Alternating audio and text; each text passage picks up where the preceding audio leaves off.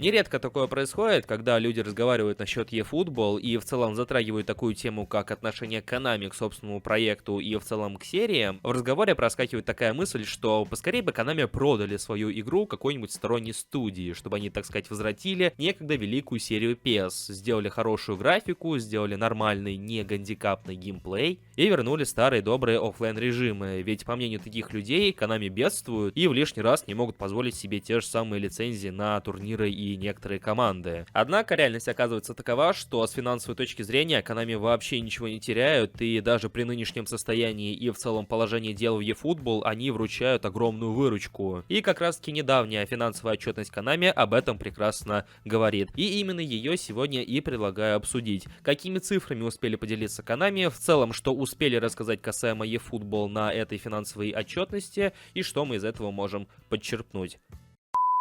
PlayRock вернулся на свой актуальный домен playrock.com. Больше не нужно использовать VPN и добавлять лишние цифры, чтобы получить доступ к сайту. Просто набери в поиске playrock.com и перезайди в свой профиль. И если вам нужен хороший аккаунт в eFootball 2024, тогда вам как раз таки на PlayRock. PlayRock — это маркетплейс игровых товаров и услуг, в котором более 500 игр и приложений и широкий ассортимент игровых товаров, монеты, буст и аккаунты. Вы найдете здесь все, что нужно. Покупка происходит в пару кликов. Выбираем нужный товар, оплачиваем удобным способом. Теперь оплата по зарубежным картам доступна с любых стран. Получаем данные от аккаунта в чате с продавцом. Помимо того, что вы можете приобрести огромный ассортимент товаров, вы также можете зарабатывать реальные деньги, продавать свои аккаунты или услуги на сайте. Рейтинг 5.0, более 3 миллионов отзывов, оставленных после покупки.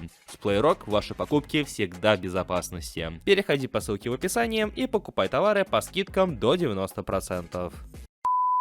Итак, несмотря на всю ту скудность, к которой мы привыкли в рамках eFootball, касаемо предоставляемого контента, его разнообразия, отсутствие каких-либо инноваций в игре, что касается игровых механик, режимов, и будь то банальной графики, в целом дела у игры и у самой студии идут очень даже неплохо. В предыдущих роликах я отчасти упоминал, что помимо видеоигр, тех же самых мобильных игр и прочих мобильных проектов, у Konami есть и другие направления, из которых они извлекают прибыль. И за счет всего этого, так сказать, из совокупности у них и растет, по сути, их финансовая выручка. И, как сообщает Konami в рамках отдельной презентации по финансовой отчетности, увеличение прибыли студии выросло на 49,7% по сравнению с прошлым финансовым годом, то есть почти наполовину от того, что было в прошлом финансовом году. Уже в рамках этих процентов сумма, как сообщается, составляет 79,4 миллиарда йен, или же 511 миллионов долларов американской валюты, то есть цифра на самом деле крайне ощутимы и в целом далеко не самые плохие, опять же учитывая,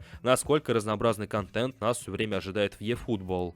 Из чего можно сделать вывод о том, что в целом с финансовой точки зрения у студии никаких проблем нет, они далеко не бедствуют и не доживают свои последние деньки, а поэтому, даже не рассматривая всерьез тезис о том, что в целом Konami могли бы продать свою серию и свой футбольный симулятор, такой нужды у них в любом случае нет, к счастью или к сожалению. Что же касается самой eFootball непосредственно, то она упоминается в отчетах крайне-крайне редко, и в целом, если вы попытаетесь поискать по отдельному слову, такому как eFootball в этой финансовой отчетности, то встретите всего 4 упоминания. Как правило, FUTIM упоминается с другими проектами студии, например, такими играми как Professional Baseball Spirits и Yu-Gi-Oh!, за которые Konami также ответственны. Но что же касается конкретного упоминания eFootball в отдельности от этих проектов, то сообщается следующее. Konami хвалится, что за это время они успели выкатить отдельное глобальное обновление, а если быть даже точным, то массивное обновление для консолей, ПК и мобильных платформ. Помимо того, чтобы сосредоточиться на оптимизации и улучшении игрового процесса, они также добавляют новые режимы, наподобие моей лиги. То есть буквально Konami считают добавление одной лишь моей лиги уже достаточным того, чтобы упомянуть об этом и в целом похвалиться. Также они упоминают, что за это время игра успела преодолеть планку в 800 миллионов, а затем и в 750 миллионов скачиваний на всех платформах к апрелю 2024 года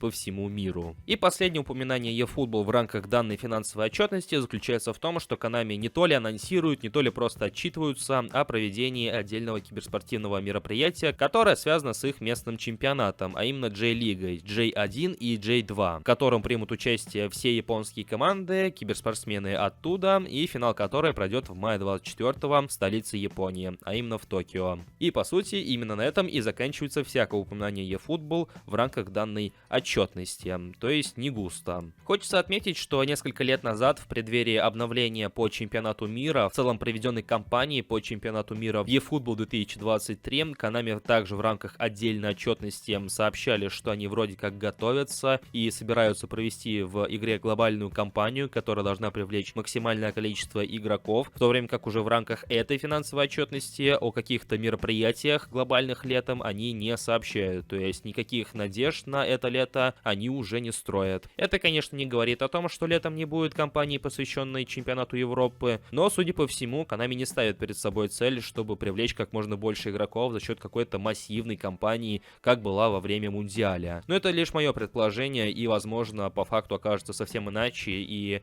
уже в июне мы получим все то, что получали несколько лет назад только по чемпионату мира, а именно соответствующие национальные ивенты, паки, соответствующие команды недели и так далее, так далее. Ну и подытоживая все ранее сказанное, упомянутое и в целом те цифры, с которыми мы ознакомились, можно в целом сказать, что у eFootball и в частности у Konami никаких проблем нет, то есть они не стагнируют, что касается прибыли, заработка. И во многом это происходит из-за того, что Konami все-таки смогли нащупать свою аудиторию, хоть как-то поддерживают ее интерес за счет новых паков, благодаря чему игра и поддерживается с финансовой точки зрения. И не стоит думать, что все работает только за счет донатов на тех же консолях и ПК, поскольку большую часть выручки составляют именно что мобильные пользователи. Именно поэтому все наше с вами мелкое недовольство касаемо отсутствия тех или иных режимов, ивентов, наши бойкоты, наши флешмобы в соцсетях, они проходят мимо Konami, потому что для них это не главное, для них главное заработок, а с этим у них все неплохо. Для того, чтобы в игре произошли хоть какие-то прям маломальски заметные изменения после реакции пользователей, нужна реакция аналогична той, что была во времена eFootball 2022, а именно с самого первого ее релиза, когда игра была повсеместно унижена всеми игроками, от самых верных фанатов серии до тех игроков, которые просто проходили мимо. И именно такая реакция, именно в таком масштабе и заставила Konami хоть что-то делать.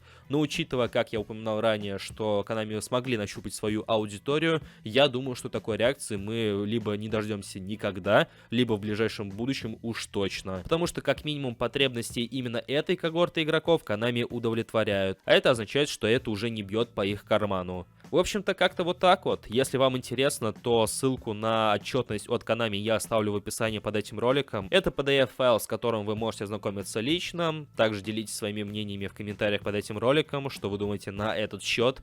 Не забывайте поддерживать это видео своими лайками, если вы согласны с тем, что я сказал в этом ролике, или в целом вам понравился этот ролик. Ну и, конечно же, чтобы этот канал поддержать. Также не забывайте подписываться на наши соцсети и на этот канал, если находитесь здесь впервые. Всем спасибо за просмотр, всем удачи и пока!